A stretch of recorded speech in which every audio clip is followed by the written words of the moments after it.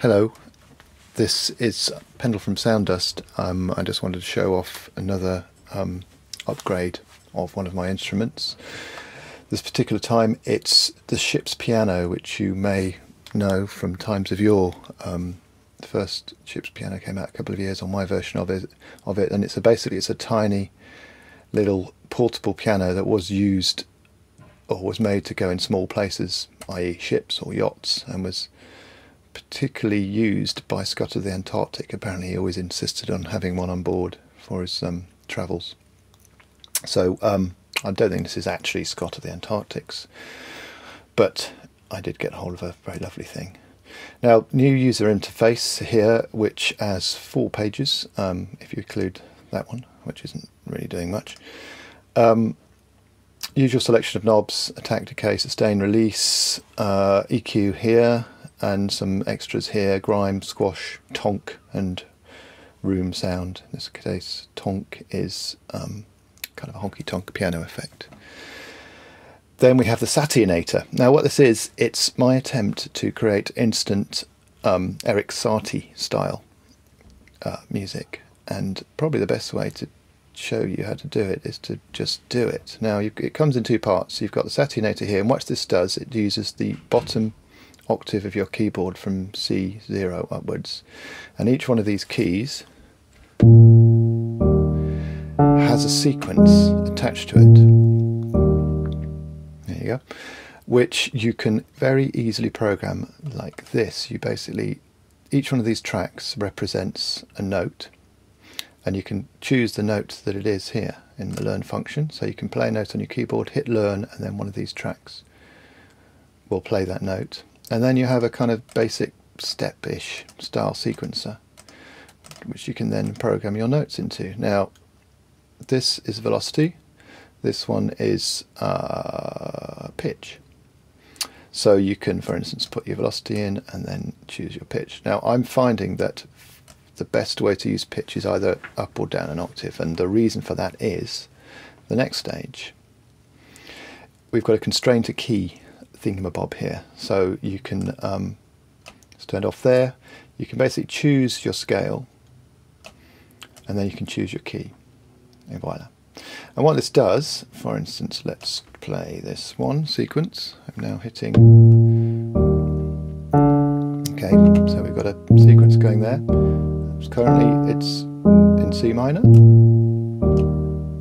C harmonic minor, doesn't make much difference, put it in major. Ooh, major, completely different thing, sounds more minor. Now, which is all well and good. Let's put it back to the minor. It also will constrain the actual piano keyboard as well. So if you look at the keyboard, any note I play will automatically be constrained to that key. So if I now play the sequence, I can now instantly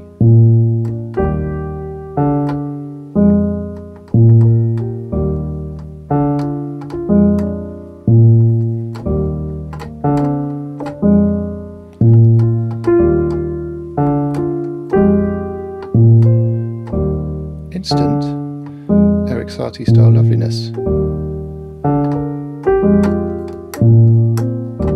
No matter what I play. Let's try that whole sequence in, let's put it back to major. Similar thing.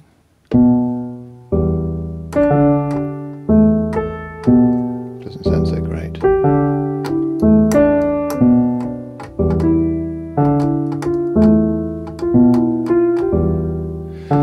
So, oops, stop, and let's just randomly put it up to an E minor. Same sequence, and it's sounding very similar.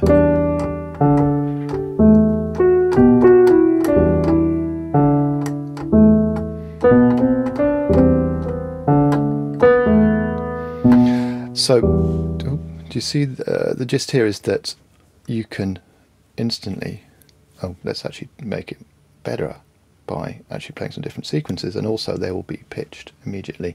Now if I turn it off, no, let's keep going with this first. So here's another sequence. You can of course program your own sequences. These are just ones I've put in.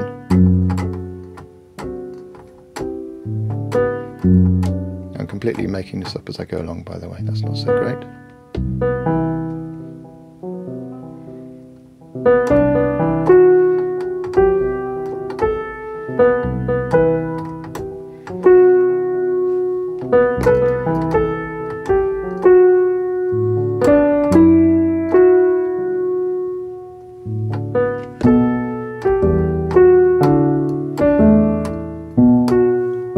So I'm changing sequence and playing notes at the same time.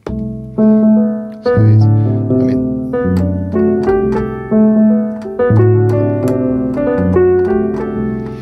if I take off the constraint to note, a lot of these will sound pretty terrible.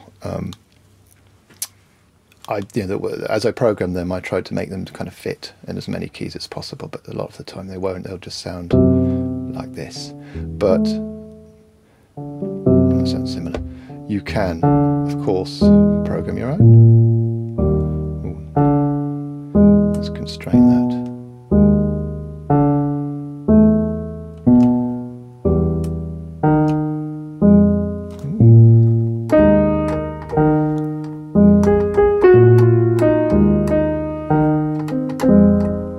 Instant Eric Satie.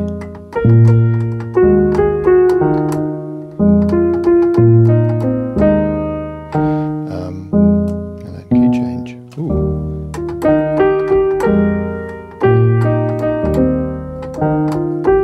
Is this cheating? I'm not sure.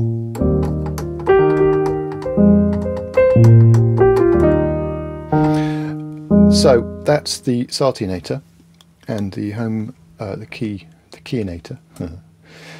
Just to go back to the actual basic sound of it, if I just run one of those. No, let's actually put that back on so it does sound at least a lot nicer. Okay, let's go back to that. So then we've got, the envelope.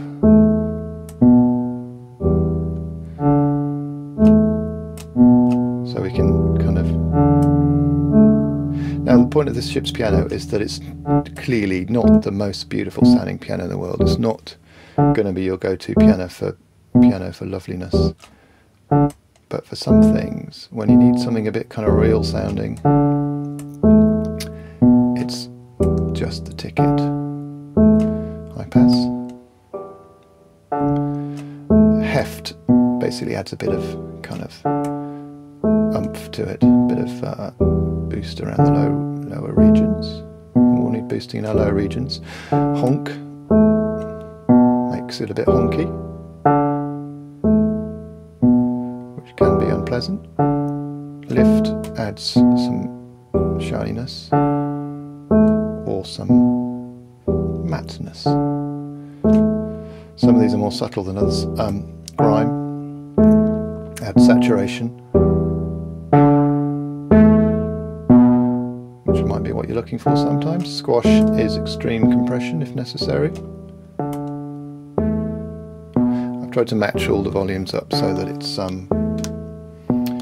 doesn't go all over the place, but there will be occasions when it will jump. Tonk.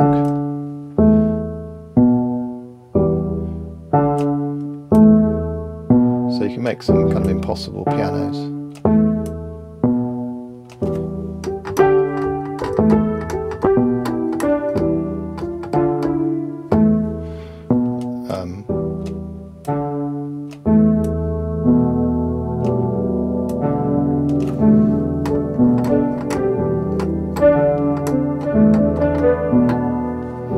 For instance, detonkify.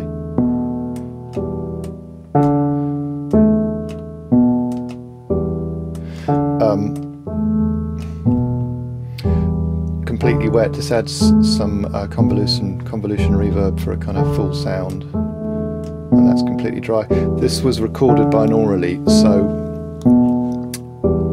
which involved two microphones and an artificial head, so that actually it's a slightly different stereo field. It will sit well in some things, and in other things you might need to kind of monofy it a bit, but it kind of gives this kind of extra realism for certain things. So there you have it, the Soundust Ship's Piano Mark II. It's available in Contact 4 and Contact 5 flavours. I'll stop there now.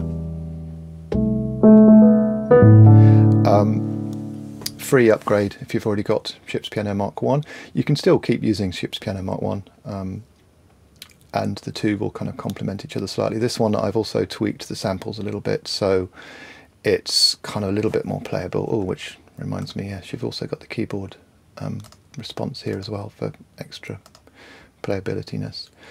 And look at this lovely new page. So yes, upgrade, it's free if you've already got it. £15 otherwise from www.sound-dust.co.uk. I think that's about it. I hope you've enjoyed this presentation. Thank you very much and goodbye.